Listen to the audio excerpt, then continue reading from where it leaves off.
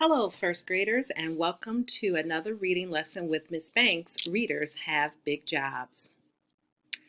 Remember when we read nonfiction books? When we read our nonfiction books, we came across words that helped us learn more about the topic. We didn't ignore those words, they helped us get smarter. Some words that we learned were cartilage, predator, and prehistoric when we read the story Sharks. We can't ignore words in fiction books either. They help us to get smarter about the story and understand what's happening. Today, I want to teach you that readers learn new words from all the books they read. When you figure out how to read a word, but you don't know what it means, you stop and think about it.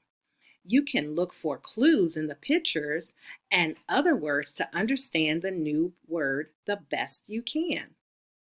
Let's take a look at the next chapter of our book, Zelda and Ivy, The Runaways. Before we do, I started reading the next chapter of Zelda and Ivy, but I ran across a new word. I didn't take charge to be the boss, and I mumbled through the word. I'm going to read it again. Can you give me a second chance to be the boss and try again? Okay, thanks. But this time, I'm not going to ignore the word, but I'm going to work hard to read and understand the word. Chapter 3, The Secret Concoction. Early one morning, Zelda sat down to write a haiku poem for her grandmother. Ivy came in shaking a jar of liquid. "What's that?" asked Zelda. "I'm making a secret concoction," said Ivy. She poured in some orange juice. "You should add glue," said Zelda. "I don't think so," said Ivy. She mixed in a mint and an eyelash. "Put in cinnamon hearts," said Zelda. "Make it a love potion." Well, when I was reading, I came across this word, concoction, and I figured out how to say it, but I wasn't quite sure what it meant. So let's take a look at the picture. Where here, Ivy has something, and it looks like she's pouring some kind of liquid into a jar. Well, let's look at some of the words here. There's poured, orange juice, glue, mint leaf, eyelash, cinnamon hearts. So let's think, what is a concoction?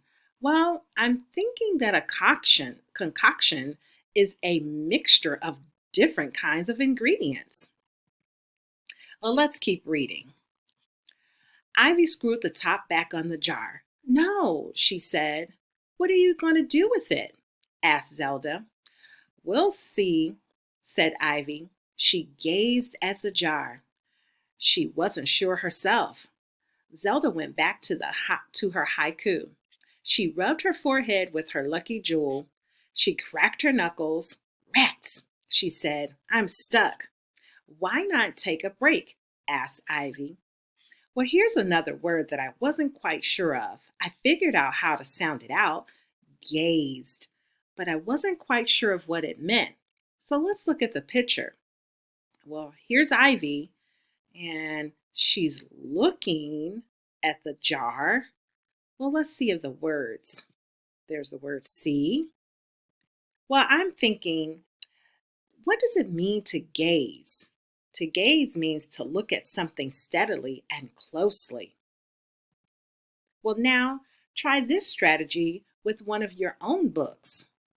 Remember to stop and solve new words in both fiction and nonfiction books. After you finish reading your book, make a list of all the new words that you solved and their meaning. Then send them to your teacher. All right, readers, off you go.